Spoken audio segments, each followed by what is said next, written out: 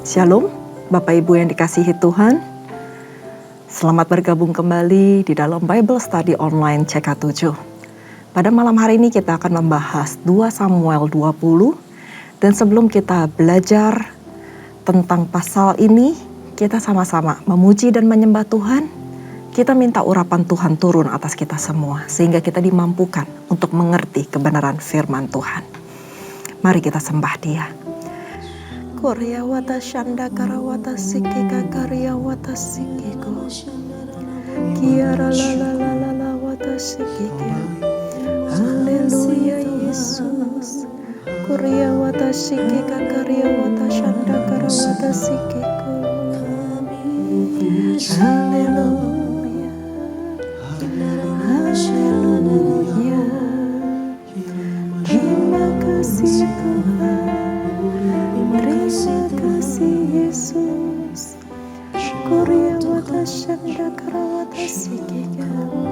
Terima kasih Bapa. Haleluya. Korea wata shanda karawata sikika. Kaulah Tuhanku, Kaulah Rajaku.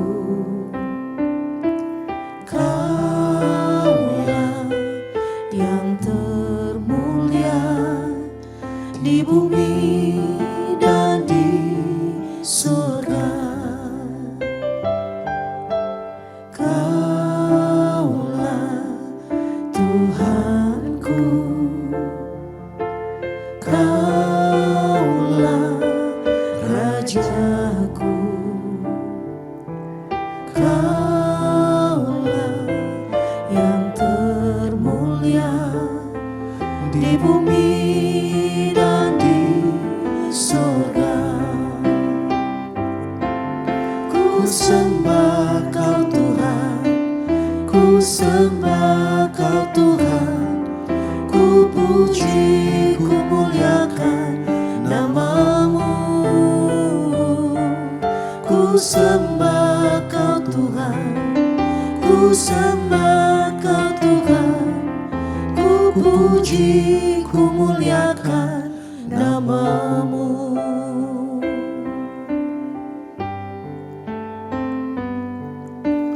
Kaulah Tuhanku, Kaulah Rajaku, Kaulah yang termulia di bumi dan di surga. Kaulah Tuhanku, Kaulah Rajaku, Kaulah yang termulia di bumi dan di surga. Ku sembah Kau Tuhan, ku sembah Kau Tuhan, ku puji, ku muliakan nama-Mu. Ku sembah Kau Tuhan, ku sembah Kau Tuhan, ku puji, ku muliakan nama-Mu.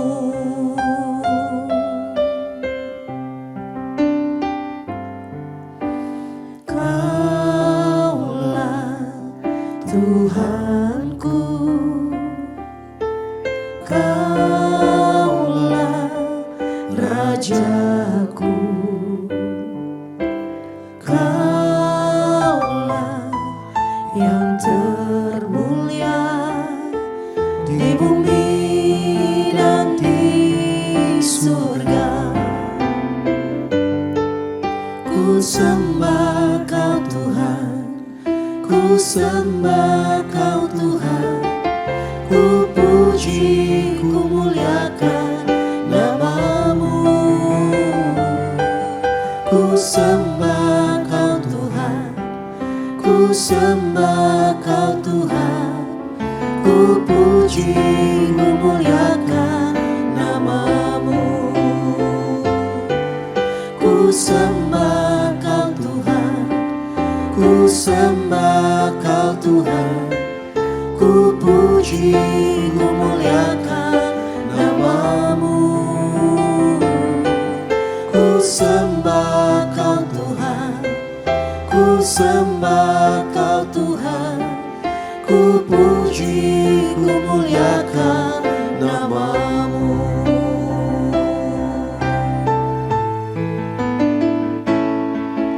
Ku sembah Kau Tuhan, ku sembah Kau Tuhan, ku puji, ku muliakan nama-Mu.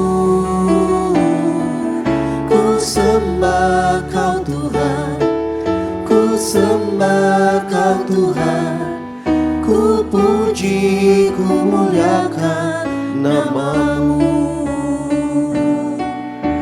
Ku puji, ku muliakan nama-Mu.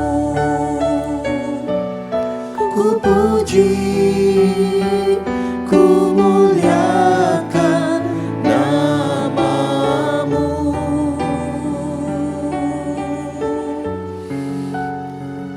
Kami puji, kami muliakan nama Yesus.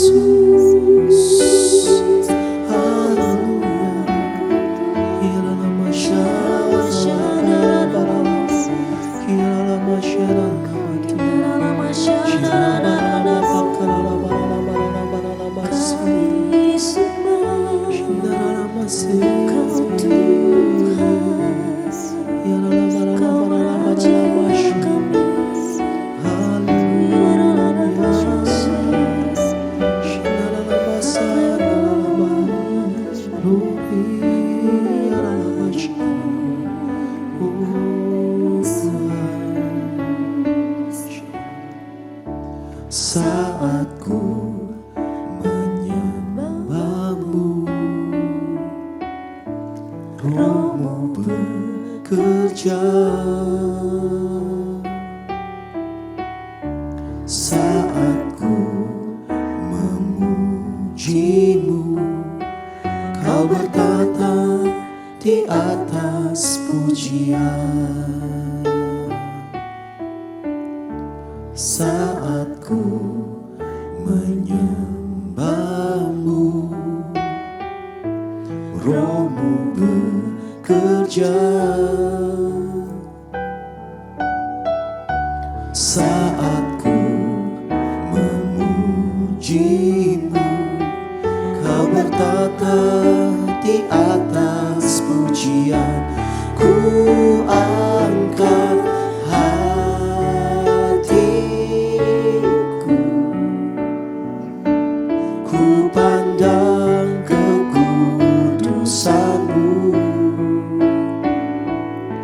Saat ku sembah, ku puji-Mu, ku rasakan kehadiran-Mu Tuhan. Ku angkat hatiku, ku pandang kekudusan-Mu. Saat ku sembah, ku puji-Mu, ku rasakan kehadiran-Mu Tuhan.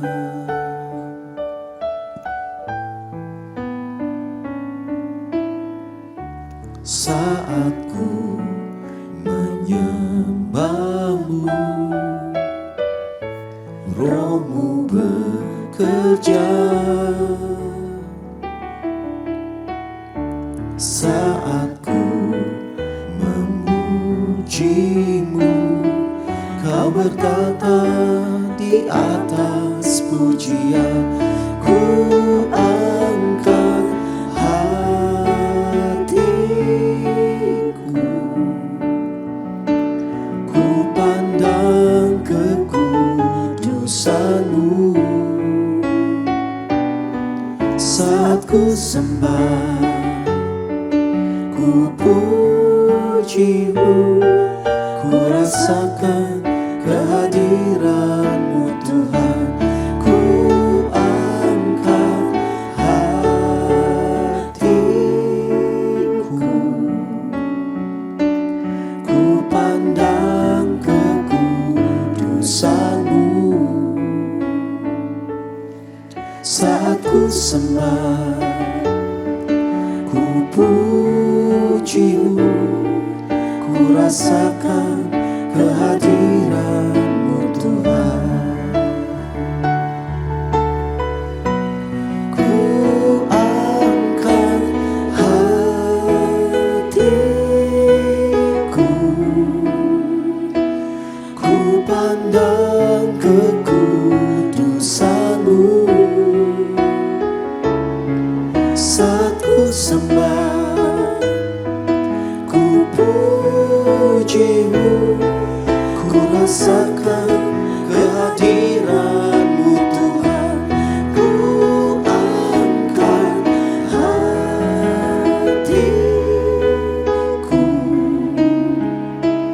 ku pandang kekudusan-Mu. Saat ku sembah, ku puji-Mu, ku rasakan kehadiran-Mu Tuhan. Ku rasakan kehadiran-Mu Tuhan. Ku rasakan kehadiran-Mu Tuhan.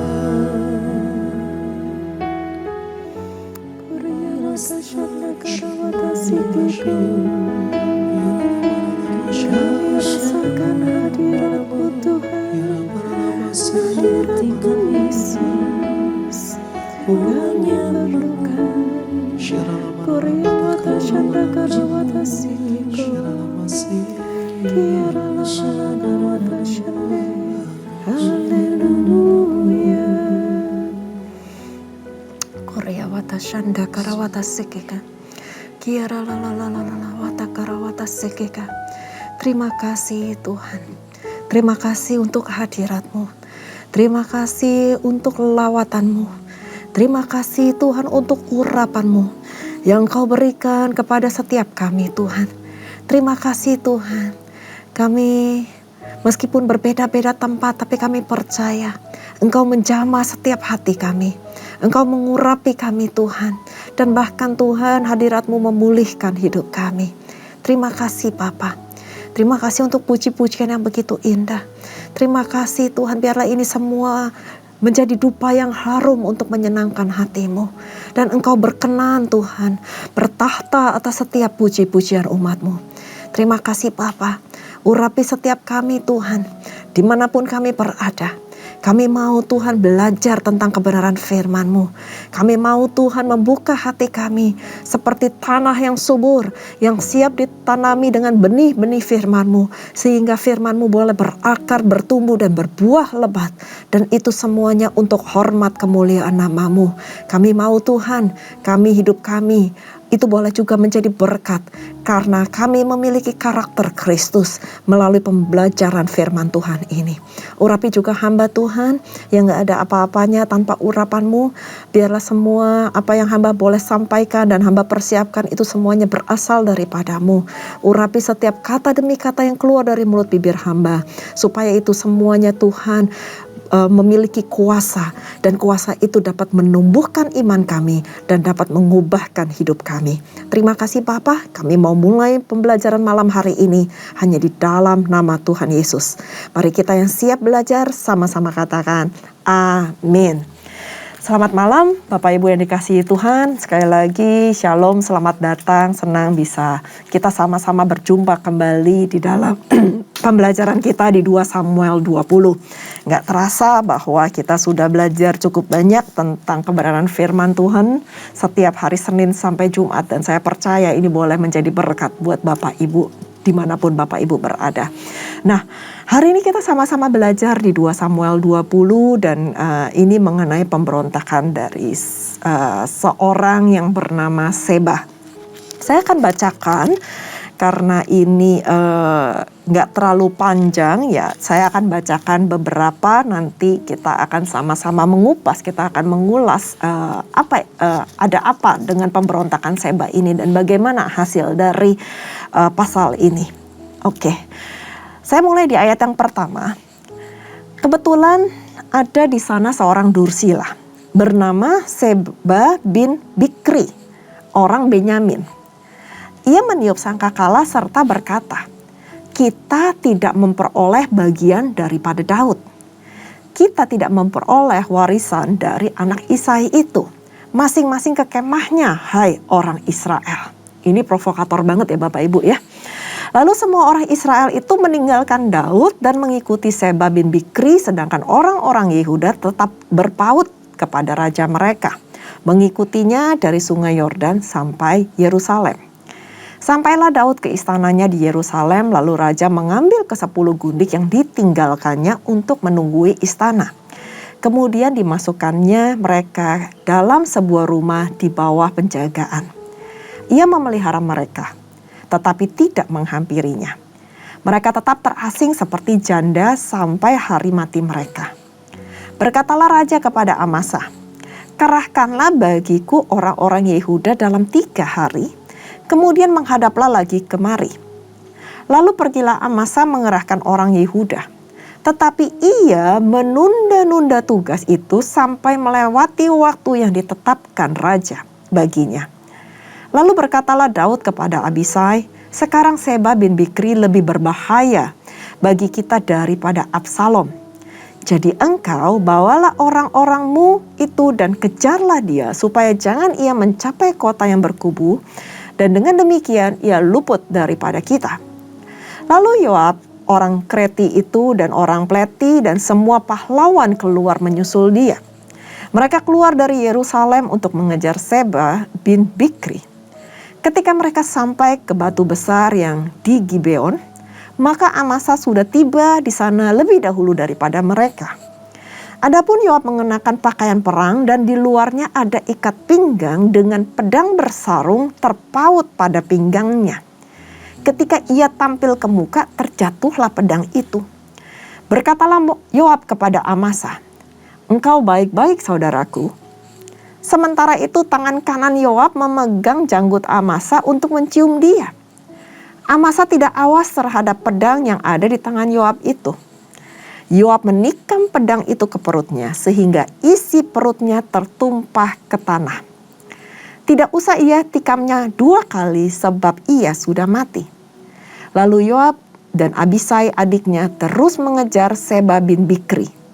Dan seorang dari orang-orang Yoab tinggal berdiri di dekat mayat itu sambil berkata, siapa yang suka kepada Yoab dan siapa yang memihak kepada Daud, baiklah mengikuti Yoab. Dalam pada itu Amasa terguling mati dalam darahnya di tengah-tengah jalan raya. Ketika orang itu melihat bahwa seluruh rakyat berdiri menonton, maka disingkirkannya mayat Amasa dari jalan raya ke padang. Lalu dihamparkannya kain di atasnya karena dilihatnya bahwa setiap orang yang datang ke sana berdiri menonton. Ayat 13 dikatakan, setelah dijatuhkannya mayat itu dari jalan raya, maka semua orang itu berjalan terus mengikuti Yoab untuk mengejar Seba bin Bikri. Seba telah melintasi daerah semua suku Israel menuju Abel bin Maakah. Dan semua orang Bikri telah berkumpul dan mengikuti dia. Tetapi sampailah orang-orang Yoab lalu mengepung dia di Abel bin Maakah. Mereka menimbun tanah seperti tembok terhadap kota ini. Dan tembok itu merapat sampai ke tembok luar, sedang seluruh rakyat yang bersama-sama dengan Yoab menggali tembok kota itu untuk meruntuhkannya. Lalu berserulah seorang perempuan bijaksana dari kota itu. Dengar, katakanlah kepada Yoab, mendekatlah kemari supaya aku berbicara dengan engkau. Lalu mendekatlah Yoab kepada perempuan itu. Bertanyalah perempuan itu, "Engkaukah Yoab?" Jawabnya, "Benar." Lalu berkatalah perempuan itu kepadanya, "Dengarkanlah perkataan hambamu ini." Jawab Yoab, "Baik." Kemudian berkatalah perempuan itu, "Dahulu biasa orang berkata begini, baiklah orang minta petunjuk di Abel dan di Dan, apakah sudah dihapuskan? Apakah yang telah ditetapkan oleh orang-orang yang setia di Israel? Tetapi engkau ini berikhtiar membinasakan suatu kota, apalagi suatu kota induk di Israel. Mengapa engkau hendak menelan habis milik pusaka Tuhan?" Lalu Yoab menjawab, Jauhlah daripadaku untuk menelan dan memusnahkan. Bukan begitu halnya. Tetapi seorang dari pegunungan Efraim yang bernama Seba bin Bikri telah menggerakkan tangannya melawan Raja Daud. Serahkanlah dia seorang diri, maka aku akan undur dari kota ini. Lalu berkatalah perempuan itu kepada Yoab, "Baik, kepalanya akan dilemparkan kepadamu dari belakang tembok ini." Ayat yang terakhir di ayat ke-22. Kemudian masuklah pula perempuan itu dan berbicara kepada seluruh rakyat dengan bijaksana. Sesudah itu mereka memenggal kepala Seba bin Bikri dan melemparkannya kepada Yoab. Yoab meniup sangkakala, lalu terserak-seraklah mereka meninggalkan kota itu masing-masing ke tempatnya. Maka pulanglah Yoab ke Yerusalem kepada raja. Sampai situ dulu pembacaan kita pada malam hari ini. Di pasal ini kita belajar mengenai setelah pemberontakan dari Absalom, anak Daud, kini Daud diperhadapkan pada pemberontakan yang berikutnya, yaitu dari seorang dursila bernama Seba bin Bikri. Orang ini dipandang oleh Daud lebih berbahaya daripada Absalom, sehingga Daud berupaya untuk menghentikan gerakan Seba ini. Diutuslah Abisai setelah tahu bahwa Amasa nggak bisa dipercaya.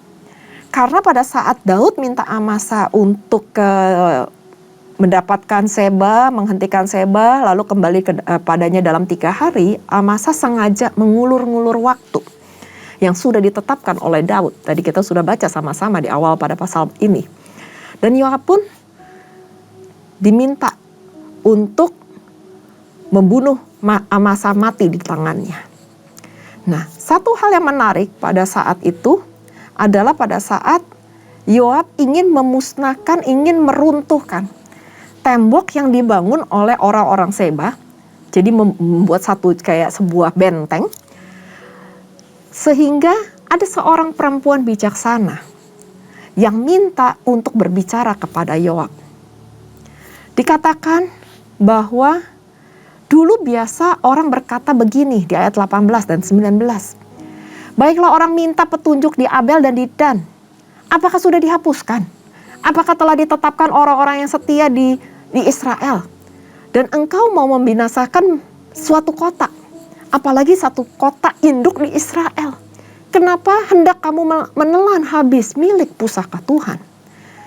Sehingga perkataan dari seorang perempuan yang bijaksana itu membuat Yoab tersadar. Ia teringat pada tradisi dan ketentuan nenek moyang, betapa pentingnya menjaga milik pusaka Tuhan. Dan hal ini disampaikan, diingatkan kembali oleh seorang perempuan yang bijaksana itu untuk mencegah terjadinya pertumpahan darah yang akan memakan korban lebih banyak lagi. Dan apa yang terjadi? Akhirnya perempuan itu minta izin untuk memenggal kepala dari Seba dan menyerahkannya kepada Yoab. Dan akhirnya Seba pun mati.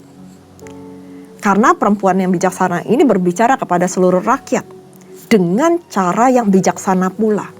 Sehingga apa yang menjadi keinginan dari Yoab itu terkabulkan.